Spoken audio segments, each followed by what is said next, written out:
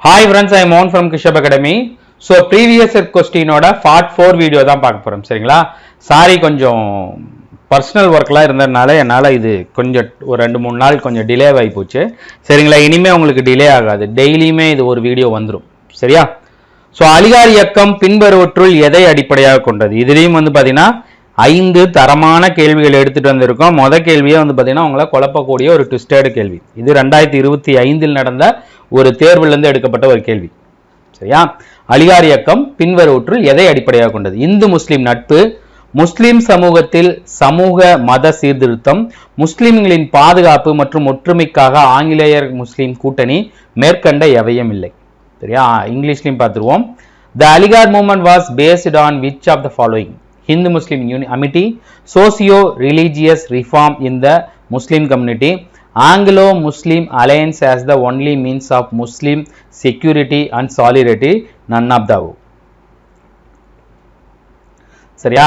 So நமக்கு வந்து பாத்தீங்கன்னா என்ன தெரியும், இந்து முஸ்லிம் நட்பை இது சொல்லல. இந்து முஸ்லிம் நட்பை சொன்னது வந்து பாத்தீங்கன்னா தியோபந்த் இயக்கம். சோ இது இல்ல, இது இதோட கொள்கை இல்ல. முஸ்லிம் சமூகத்தில் சமூக மத சீர்திருத்தம், இது சமூக மத சீர்திருத்தத்தை பத்தி சொல்லவே கிடையாது. இதோட முக்கியமான நோக்கம் எல்லாமே கல்வியை பேஸ் பண்ணி தான் இருக்கும் சரியா. இதுவும் அதோட இது இல்லை. ஸோ முஸ்லிம்களின் பாதுகாப்பு மற்றும் ஒற்றுமைக்காக ஆங்கிலேயர் முஸ்லிம் கூட்டணி, ஆக்சுவலா இது வந்து பாத்தீங்கன்னா அலிகார் இயக்கம் சொன்னது சரியா. இது சொல்லியிருக்காங்க. ஆனா அன்பார்ச்சுனேட்லி இந்த கேள்விக்கான ஆன்சர் என்ன கொடுத்திருந்தாங்க அப்படின்னா மேற்கண்ட எவையும் இல்லை. சார் என்ன சார் மேற்கண்ட எவையும் இல்லைன்னு சொல்லிட்டீங்க? ஆக்சுவலாக இதெல்லாம் அவங்க சொல்லியிருக்காங்களே புக்கில், 10th புக்கில் பார்த்தீங்கன்னா அலிகார் இயக்கத்தின் கொள்கைகள்னு கொடுத்து முஸ்லிம்கள் இஸ்லாமின் மேல் கொண்டிருக்கும் பற்றினை பலவீனப்படுத்தாமல் நவீன கல்வியை அவர்களிடையே பரப்புதல். 1. பர்தா முறை, பலதார மனம், கைமண் மறுமணம், விவாகரத்து போன்றதோடு தொடர்புடைய சமூக சீர்திருத்தங்களை மேற்கொள்வது. இதுதான் இவங்களோட 2 முக்கியமான கொள்கைகள். இந்த 2 முக்கியமான கொள்கைகள் சமூக மத சீர்திருத்தம்னு ஒன்று கொடுத்துருக்காங்க. இதுவும் அவங்க சொன்ன கருத்து. இது அவங்களோட கொள்கை இல்லை சரியா. அலிகார் இயக்கம் வந்து பார்த்தீங்கன்னா என்ன கொண்டு வச்சிருந்துச்சு, நவீன கல்வியை பரப்புறது, அப்புறம் வந்து பார்த்தீங்கன்னா இந்த சமூக சீர்திருத்தங்களை மேற்கொள்வது சரியா. இவங்க மத சீர்திருத்தத்தை பத்தி எதுவும் சொல்லல. சோ இது ரெண்டுமே வராது. இது வந்து பாத்தீங்கன்னா இது அவங்களோட கொள்கை இல்ல, அவங்களோட கருத்து. இது அலிகார் இயக்கத்தோட கருத்து இல்ல. சர் சையமது அகமது கான் வந்து பாத்தீங்கன்னா அது அவரோட கருத்து, அது அவரோட தனிப்பட்ட விருப்பமா இருந்துச்சு சரியா. சோ பாடம் எப்படி படிக்கணும், எப்படி கேள்வி கேட்கிறாங்கன்னு பார்த்து சரியா. ஸோ ஃபர்ஸ்ட் கேள்வியே தரமா இருக்கா. 2வது கேள்வி, சரியான விடையை தேர்ந்தெடுங்க, பொருத்த செய்யுங்க. நீதி கட்சி, திமுக, திராவிடர் கழகம், சுயமரியாதை இயக்கம் சரியா. இங்கிலீஷ்ல பார்த்துருவோம். Match the following: justice party, DMK, Dravidar Kazhagam, self respect movement சரியா. ஸோ பார்த்துக்கிட்டீங்களா. இப்போ இதில் நம்மளுக்கு சிலது தெரியும். நீதி கட்சி எப்போ? 1916. ஸோ 2 இருக்கு. அடுத்து திமுக, திமுக எப்ப? சரி ரைட் விடுங்க. சுயமரியாதை இயக்கம் எப்ப? இதுவும் 2 இருக்கு. ஓகே, சுயமரியாதை இயக்கம் 1925. ஸோ 4க்கு 2. ஸோ அப்ப இதுதான் ஆன்சர் சரியா. பாருங்க, ஜஸ்டிஸ் பார்ட்டி 1960 சரியா. Self respect movement 1925. இது 2ம் நம்மளுக்கு தீர்க்கமா தெரியும். 2மே தீர்க்கமா தெரிஞ்சிருக்கா. ஸோ சாரி இங்க இருக்கு, டியில் இருக்கு. ஸோ இதை போட்டு போயிட்டே இருக்கு. சாரி ஆப்ஷன் சி தானே, டி போட்டிருக்கேன் 4. சாரி சாரி சாரி சாரி இங்க இருக்கு பாருங்க, ஆப்ஷன் டி. 4க்கு 4, ஃபர்ஸ்ட்டுக்கு 3 சரி. Option D.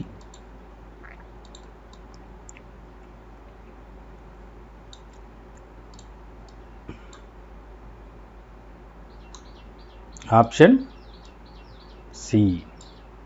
சரி எங்கேயாவது கொடுத்துருக்காங்க அப்படின்னா நமக்கு நீதி கட்சி ஆல்ரெடி நிறைய இடத்துல பார்த்துட்டோம். 1916 ஆரம்பிச்சிருப்பாங்க. சுயமரியாதை இயக்கம் 1925 காஞ்சிபுரம் மாநாட்டில் கோச்சிட்டு அந்த பெரியார் ஆரம்பிச்சிருப்பார். சரி, அது ரெண்டுமே நமக்கு தெரியும். 3, 4 தெரியும். நடுவில் இருக்கிற அந்த 1, 2 எங்க சார் அப்படின்னு வந்து பார்த்தீங்கன்னா 10th ஒரு பாடம் இருக்குமா, அதுல திராவிட இயக்கம் 2ஆம் உலகப் போர் காலத்தில் சொல்லியிருப்பாங்க. சரியா, 1939 என்ன பண்ணோம், இந்தியாவை கேட்காமையே ஆங்கிலேயர்கள் இந்தியாவை 2ஆம் உலகப் போரில் ஈடுபடுத்தினோன்னு காங்கிரஸ் அமைச்சரவை பதவி விலகிடும். அப்பதான் என்ன பண்ணுவார், பெரியார் திராவிடனாரு கோரிக்கையை எழுப்பியிருப்பார் 1939-40. சரியா, இது போன பாட்டில் பார்த்துருப்போம். இங்க பாருங்க, 1944ஆம் ஆண்டு நீதி கட்சியின் பெயரை பெரியார் சேலம் மாநாட்டில் அதோட பெயரை வந்து திராவிடர் கழகம்னு மாத்திருப்பார். ஸோ திராவிடர் கழகம் எப்ப, 1944. ஸோ 3க்கு 2 வந்துருச்சா. ஸோ அடுத்து திமுக. ஸோ ஒரு சின்ன அலையன்ஸ்ல என்ன ஆகும் அப்படின்னா, பெரியாருக்கும் ஒரு சின்ன பிரச்சனையில பெரியாருக்கும் அண்ணாவுக்கும் ஒரு சின்ன மோதல் ஏற்பட்டு அண்ணா என்ன பண்ணுவாரு, பெரியார்கிட்ட கோவச்சிட்டு போய் திராவிடர் கழகத்திலிருந்து பிரிஞ்சு வந்து 1949 திராவிடர் முன்னேற்ற கழகம்னு ஒன்று ஆரம்பிச்சிருவார்.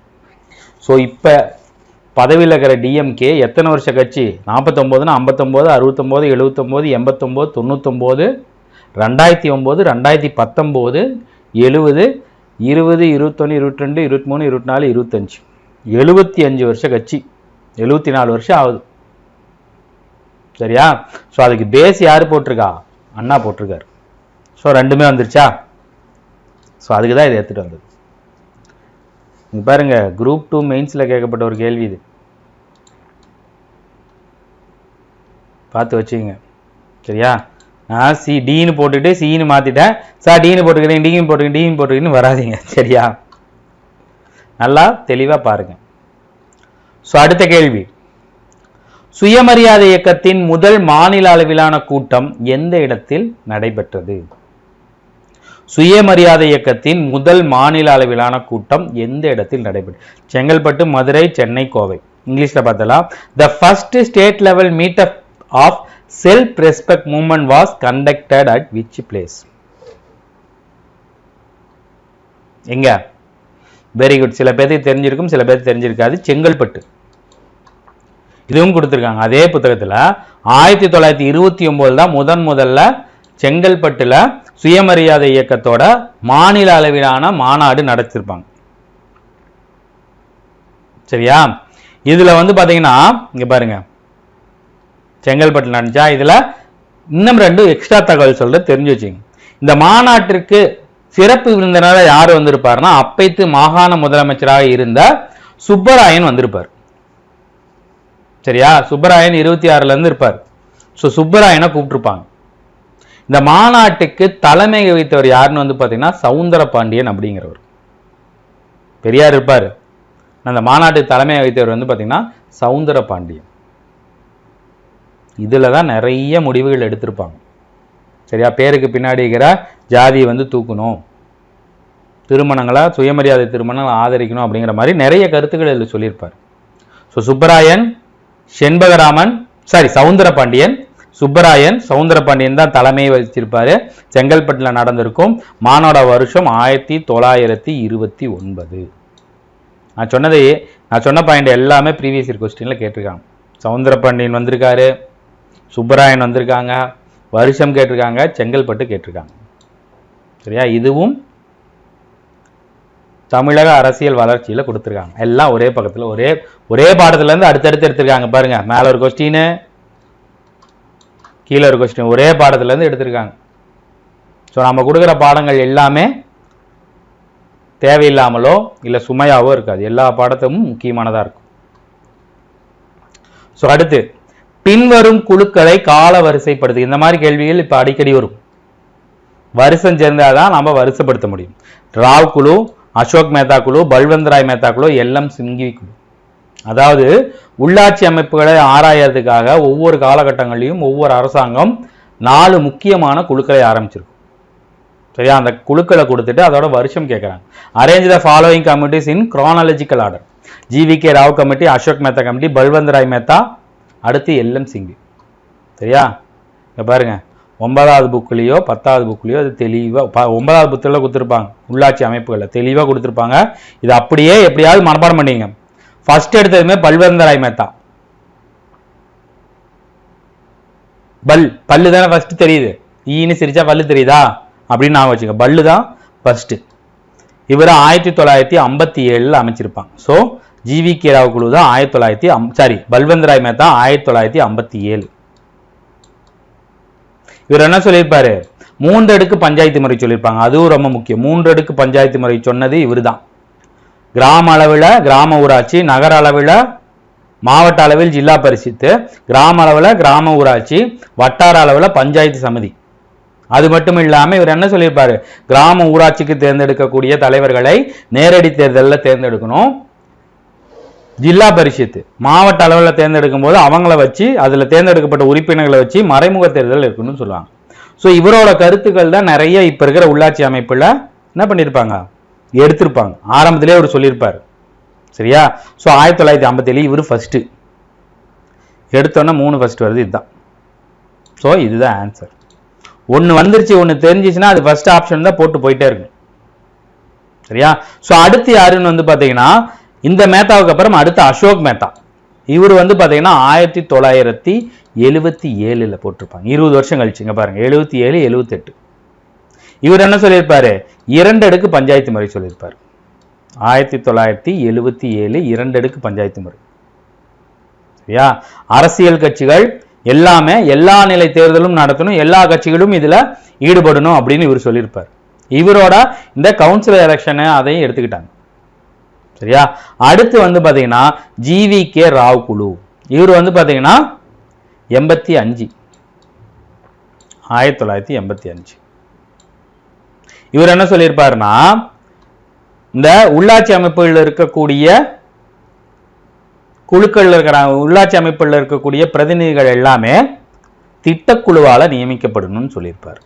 எலெக்ஷன்லாம் வேணாம், ரொம்ப செலவு, ஒரு திட்டக்குழுவை எடுத்து அந்த திட்டக்குழு மூலமாக உறுப்பினர்களை தேர்ந்தெடுத்துருங்க. அதுதான் வந்து பார்த்தீங்கன்னா வேறற்ற புற்கள், த கிராஸ் வித்தவுட் ரூட்ஸ். வேறே இல்லாமல் புற்கள் வளரணும் அப்படின்னா எப்படி வளரும்? ஸ்ட்ராங்காக இருக்குமா? இல்லை. இது இவர் சொன்ன இதை எடுத்துக்கல. அடுத்து 1992 ஒரு சட்டம் கொண்டு வந்த 73வது 74வது சட்ட திருத்தம். அதை பரிந்துரைத்தது வந்து பார்த்தீங்கன்னா LM சிங்வி குழு 1986. இவர் சொன்ன அடுத்த வருஷத்துல 1986 92 73 74வது சட்ட திருத்தம். ஸோ இவர் 4வது. இது வேறற்ற பொருட்கள். இதையும் கேட்பாங்க. ஜிவிகே ராவன் பொறுத்துக்களை 3 அடுக்கு பஞ்சாயத்து முறை, 2 அடுக்கு பஞ்சாயத்து முறை, வேறற்ற பொருட்கள், 73 74வது சட்ட திருத்தம். இதையும் கேட்பாங்க. ஸோ ரொம்ப ரொம்ப முக்கியமான ஒரு பாக்ஸ் ஐட்டம். அதனால தான் இந்த கேள்வி எடுத்துட்டு வந்தேன். இது கன்ஃபார்மாக உண்டு. இது எங்கே கேட்டிருக்காங்க? இதுவும் அதே வருஷத்தில் கேட்கப்பட்ட ஒரு கேள்வி, முக்கியமான கேள்வி.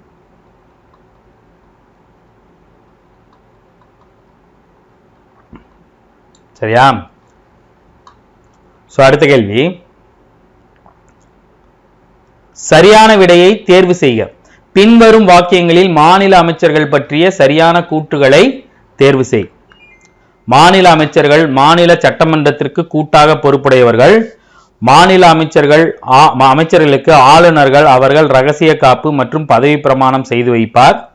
மாநில அமைச்சரின் செலவினங்கள், சலுகைகள் மற்றும் பிற படிகளை மத்திய பாராளுமன்றமே தீர்மானிக்கும். சரியா? 1 சரி, 1 2 சரி, 2 3 சரி, 1 3 சரி. இங்கிலீஷ்ல பார்த்தலாமா? Choose the correct answer. Which of the following statement are true about the Council of Ministers in state? The Council of Ministers shall be collectively responsible to the state legislative assembly.